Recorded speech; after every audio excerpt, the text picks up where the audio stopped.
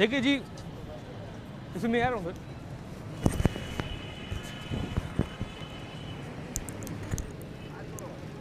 देखिए जी, मेरा नाम ज़ैन मोमिन है।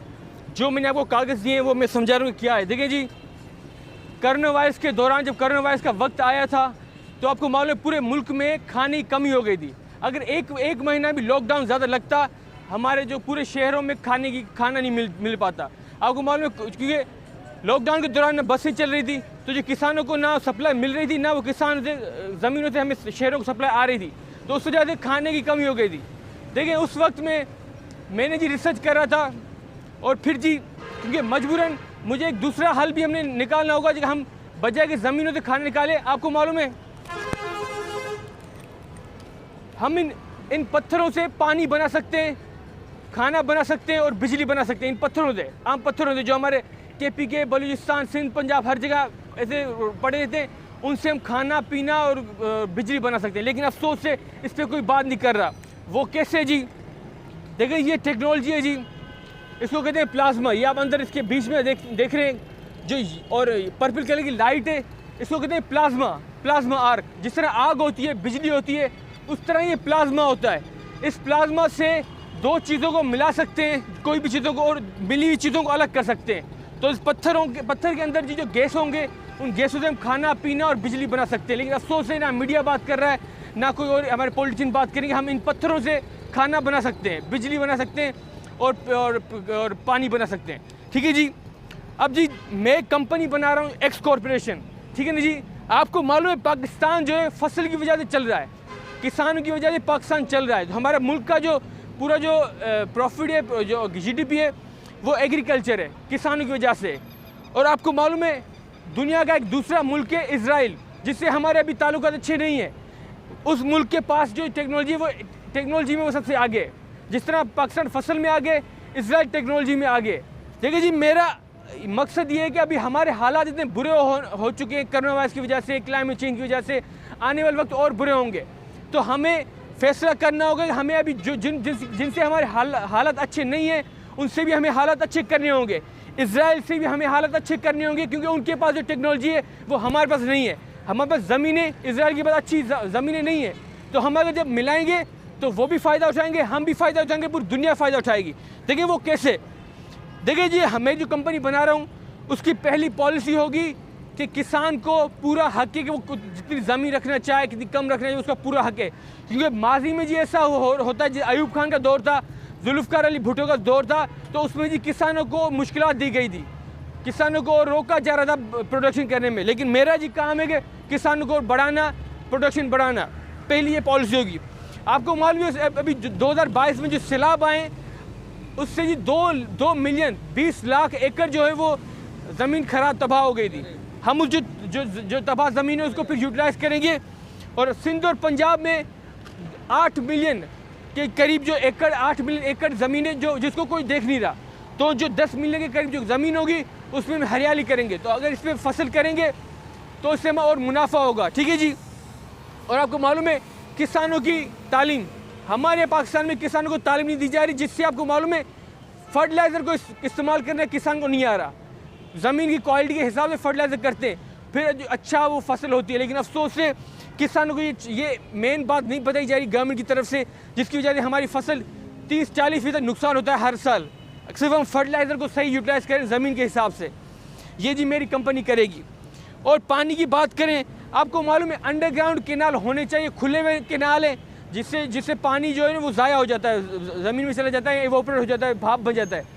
हम अंडरग्राउंड ज़ेर ज़मीन नाले बनाने जो फसल को पानी देंगे, उससे पानी बचेगा। ठीक है जी। और दूसरा ड्रिप इरीगेशन जो कि मशीन है जी, जिससे हम कम पानी में ज़्यादा फसल कर सकते हैं। अफसोस है इस पर भी कोई बात इन्वेस्टमेंट नहीं हो रही, कोई बात नहीं कर रहा। आपको मालूम है पानी के मीटर पूरे पाकिस्तान में कोई हिसाब नहीं है कि कितना पानी इस्तेमाल कर रहे हैं हम, हमारी ज़मीनें कितना पानी फसल इस्तेमाल करिए, घरों में कितना पानी इस्तेमाल हो रहा है, कोई हिसाब नहीं है, क्योंकि पानी के मीटर नहीं लगे हुए। हम पानी के मीटर लगाएंगे ताकि हमें इल्म हो कि कितना पानी इस्तेमाल करें, ताकि मुस्तकबिल में हम बेहतर फैसले कर सकें पानी के हिसाब से। ठीक है जी। मशीन की जी बात करें, देखिए ये सारी चीज़ें तब होगी जब इजराइल और पाकिस्तान मिलेगा। इजराइल की टेक्नोलॉजी, पाकिस्तान की ज़मीन मिलेगी तो हम ये सारी चीज़ें कर सकते हैं। आगे चलते हैं, मशीन ये एक मशीन है कंबाइन जिसको कहते हैं, वो मशीन 350 लोगों के बराबर एक मशीन है। अगर उसे एक मशीन लेके आए और एक दिन में वो 350 लोग जितने फसल काटते हैं, वो एक मशीन एक दिन में वो उतनी काटेगी, तो किसान को पैसे बचेंगे जो लोगों को देते हैं। ठीक है जी। और दूसरी जी बात करें, आपको मालूम है फ्रीज ड्रायर KPK और बलूचिस्तान के आपको लोग जो है वो जो ड्राई फ्रूट होता है उस पर ज़्यादा उनकी इनकम होती है। ड्राई फ्रूट जिस तरह बादाम, पिस्ता वगैरह। आपको मालूम है फ्रीज ड्रायर एक मशीन है जो 40 साल तक आपके अनाज को, फ्रूट को 40 साल तक बगैर फ्रिज के, बगैर केमिकल स्टोर कर सकते हैं। फ्रीज ड्रायर मशीन है। अभी हम 2-3 सालों से ज़्यादा नहीं रख सकते, लेकिन इस मशीन के बाद हम 40 साल तक हमारा फ्रूट, सब्जियां, अनाज रख सकते हैं। अफसोस है इस पर कोई मीडिया नहीं बात कर रहा, कोई नुमाइंदा नहीं बात कर रहा। फ्रीज ड्रायर, ठीक है जी। और आगे आते बायोटेक्नोलॉजी में जी, हम ऐसा बीज बना सकते हैं जो बजाय 6 महीनों के 3 महीने में उगे और 3 गुना ज़्यादा उगेगा, तो इससे हमारी फसल और ज़्यादा बेहतर होगी। अगर हम ये जी इजराइल की टेक्नोलॉजी के साथ पाकिस्तान की ज़मीन में हम बीज डालेंगे तो बीज 3 गुना बड़ा होगा और कम वक्त में होगा। अभी जी कोई इस पर इन्वेस्टमेंट नहीं की जा रही बायोटेक्नोलॉजी पे और अच्छे बीज बनाने में जी पाकिस्तान में। ठीक है जी। और इस टेक्नोलॉजी से हम कैंसर का इलाज ढूंढ सकते हैं। आज अगर ये टेक्नोलॉजी आ जाए तो हमें कभी बीमार नहीं होंगे, कभी कोरोना वायरस नहीं लगेगा, अगर बायोटेक्नोलॉजी आ जाए। आखिर में बता दूं जी, किसानों को सबसे बड़ा जो मसला होता है ना, मिडिल मैन से होता है। बीच में जो लोग होते हैं ना, वो कम कीमत देते हैं हर फसल की, और महंगी कीमत शहरों में आके महंगी कीमत में बेचते हैं। मिडिल मैन जो बीच के लोग होते हैं, ठीक है जी। हाँ, मेरी कंपनी जो मिडिल मैन को ख़त्म कर देगी। बीच में नहीं होगा, किसान डायरेक्टली लोगों को अपनी चीज़ें बेचेगा, किसान को भी मुनाफा होगा, हमें भी कम सस्ती चीज़ें मिलेंगी। ठीक है ना। अगर ये पाकिस्तान में से एक चीज़ आ जाए तो महंगाई बहुत ही कम हो जाएगी, लेकिन अफसोस से इस पर कोई काम नहीं कर रहा। तो मेरी एक कॉर्पोरेशन करेगी, ठीक है। पाकिस्तान और इजराइल को मिलाकर हम अपने मुल्क को बना सकते हैं। देखिए जी, फसल की में जो हमें पैसे मिलेंगे उससे हम ये मशीन लेंगे, इसको कहते हैं स्टॉर्म टनल। ये मशीन आपको मालूम है मुल्तान में जी स्टॉर्म टनल नहीं बना हुआ। मुल्तान में अगर अभी ये नाले खुले हुए नाले हैं, अगर अंडरग्राउंड नाले होंगे, रोड के नीचे नाले होंगे बड़े वाले, कम से कम जी 300 फुट गहराई में 15 से 3 फुट की बड़े नाले होने चाहिए, जो अभी छोटे नाले हैं, जिसकी वजह से आए दिन देखें ये हाल होता है हमारे लोगों का। बारिश के दिनों में लोगों के ये मसले होते हैं। उसका हल है जी ये मशीन आ जाएगी तो हमारा शहर भी ऊपर जाएगा और ज़्यादा मुनाफा मिलेगा हमारे शहरों को।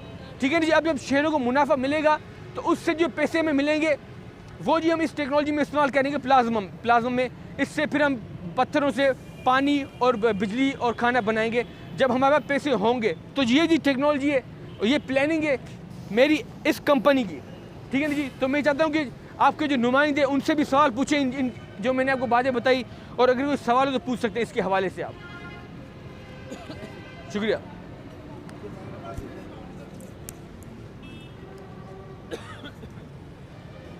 सर आप ये रख लें क्योंकि मेरे पास बहुत बड़े में, अभी पढ़ लीजिएगा। हमने कहा पढ़ लीजिएगा सर जी, क्योंकि यार इसमें अगर इसमें देखिए सारी बातें की हुई है जो मैंने बताई है, इसमें लिखी हुई है। अगर भूल जाए तो आप पढ़ लीजिएगा।